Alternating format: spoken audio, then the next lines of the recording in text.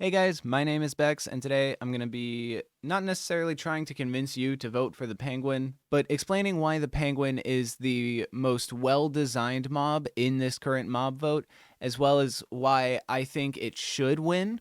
I have a list of points, and this is purely from a game design perspective. This is not from a perspective of, oh, this feature would be cool to add in. I am looking at the features that are being promised and analyzing them from a game design perspective and thinking, does this fit into Minecraft? Could this be done better? Should this even be added? Which is a question that needs to be asked about any of these mob votes. I'm also going to talk about why and how it's a problem that the Penguin will probably lose despite being the best designed mob in this mob vote for Minecraft, as well as why that is happening. So for those of you who are somehow not in the know, the three mobs that are in this year's mob vote are the crab, the armadillo, and the penguin. The crab drops a crab claw that can extend a player's reach, the armadillo drops scutes that are crafted into wolf armor, and penguins give boats a speed boost when they're in water with them.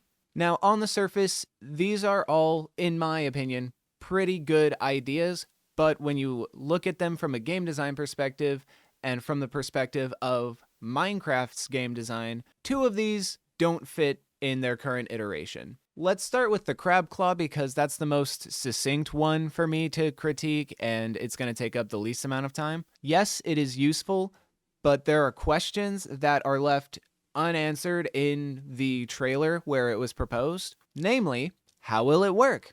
Will it be in your hotbar or in your offhand? Or is it if you just have it in your inventory at all? Will it need a specific slot? What happens if you have more than one? What happens if you hold more than one? How far does it even extend your reach? If it's an offhand item, but you hold it in your main hand and place blocks with your offhand, then what happens? If you hold it in your offhand and attack with a sword, does it still increase your reach?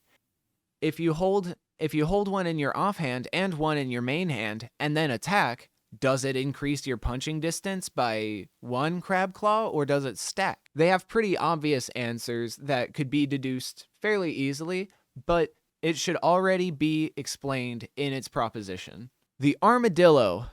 Oh my god, I have so many problems with the armadillo. The armadillo is bad from a consistency standpoint on so many levels. So, the armadillo's main draw is dog armor. In my opinion, dog armor should be like horse armor in that it's made out of the same materials as player armor for the sake of consistency. But let's say that for some reason we want dog armor to rely on a different resource, so we add armadillos so their scutes can be used in dog armor.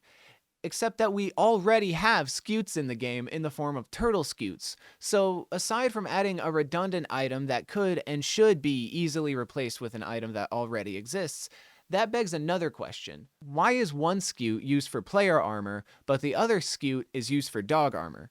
It's straight up inconsistent.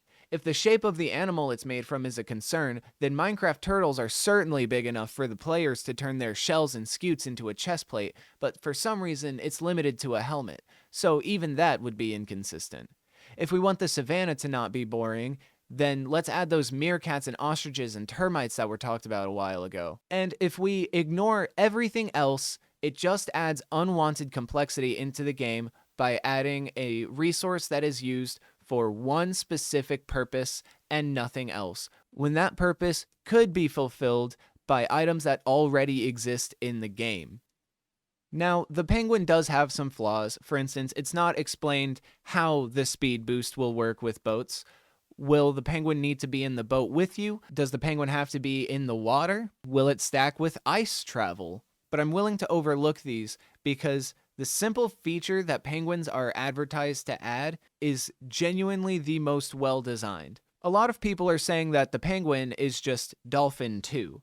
And a lot of those same people don't realize that dolphins don't give your boat a speed boost. They only give swimming players a speed boost. Even so, the penguin is exactly what Minecraft needs in a new ambient mob.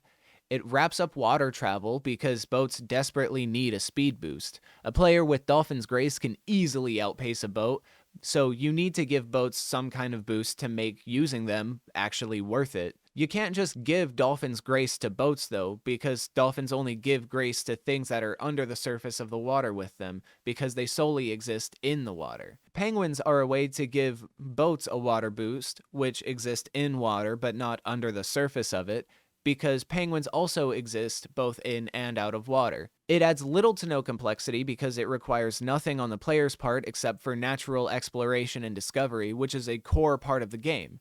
It also adds depth by finally wrapping up water-based travel, which has had this boat-shaped hole in it for years, ever since 1.13 came out. But despite the game design flaws that come with each of these, I think the armadillo or the crab will win this mob vote, despite the fact that the penguin is genuinely the perfect mob to win this mob vote because it fits the most into vanilla Minecraft. But Mojang have set the penguin up for failure by locking 2 more features that are heavily requested behind what should be ambient mobs. Dog armor should not be locked behind a mob that adds more complexity and confusion into the game for new players. Because why are horse armor and player armor made out of the same materials, but dog armor is made out of scutes, and it's not even the same scutes that are used for player armor? But because dog armor has been requested by the community for so long, the armadillo has a chance of winning